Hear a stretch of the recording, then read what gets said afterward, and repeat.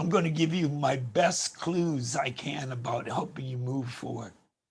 I got 3 rules that I followed that my grandfather gave to me.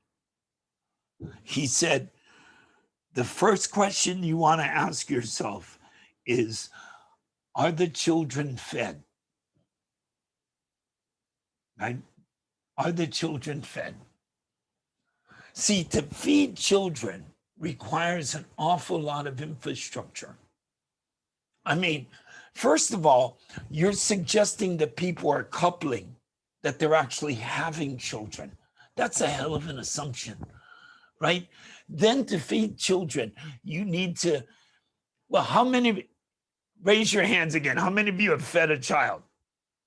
Literally fed a baby. Okay, so you know what I'm talking about. If you take your eyes off them 3 seconds, the spoon is in the ear, there's a mess. I mean, somebody's dealing with it, right? So think of that as the metaphor. To feed children requires a lot of attention, requires shelter, requires structure, right? Requires capacity. You're suggesting that there is food. You can't be defensive.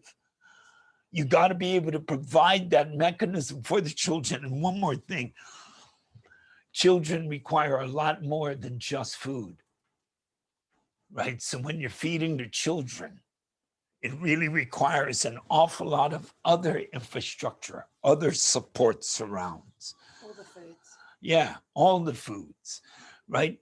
The second piece is, are the old people comfortable? And I'm not saying getting by, I'm saying comfortable. Now, I get that this seems self-serving, me being an old geezer and all, but I learned this when I was 7, right? What my grandfather said was, if you're thinking about the elderly's comfort, that means you have a society that values wisdom over knowledge.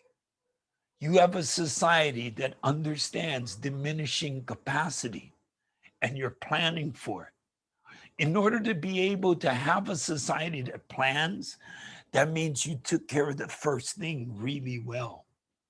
You have the infrastructure and everything else to secure the children into the future. Now you're connecting them through the intergenerational transfer of knowledge.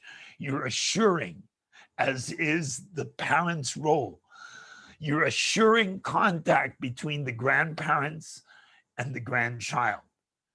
In Polynesian or Hawaiian culture, the grandparent is called the ku puna. Ku means standing, puna means spring.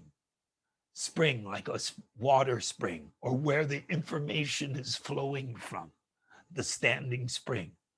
The grandchild is called a mo'opuna.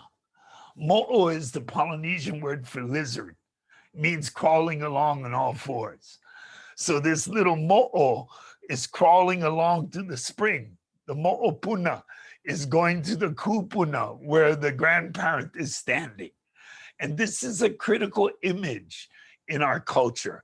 It demonstrates our commitment to preserving the connectivity between the grandparents and the grandchildren.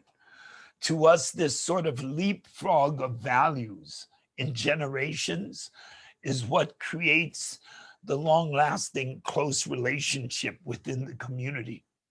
We believe the culture of modernity, with its look at the nuclear family, its proviso of daycare and senior citizen center, is actually designed to break community capacity, to break us down into smaller, more manageable, marketable units. So from an indigenous perspective, we like the idea of going back to these larger familial groupings and larger communities. We really think it takes a child to raise a village, which is quite different from the modern parlance that thinks it takes the village to raise the child. So the last note and probably most impactful for me of the 3 lessons. Are the women unafraid? And he said that is a question that should be asked every evening around the dining room table. He said, you don't have to say much. You just got to look, right? And if you look around, you can see if the women are afraid or not afraid. And if they are afraid, what are the men doing about it? So it's those simple sort of directives that he left me with that I've given to my nonprofit and community organization. When we say that we're supporting women's leadership at the community level, from our organizational perspective, we are not playing, right? So I've just become the mouthpiece. My organization is run by my 2 adopted daughters and a whole bunch of other sisters that work together, creating the capacity that is needed in this moment. So those are the 3 questions that literally guide our organizations. If we cannot answer yes to those 3, are the children fed? Are the old people comfortable? Are the women unafraid? Then what we are doing is incorrect. That's our eval. So as I explained to the legislature and to the city council, I get it. It doesn't seem complicated and it might be a little too simple for your governance body, but the fact is those 3 rules keep us engaged in a right and balanced way with our community. We never do anything without asking those 3 questions.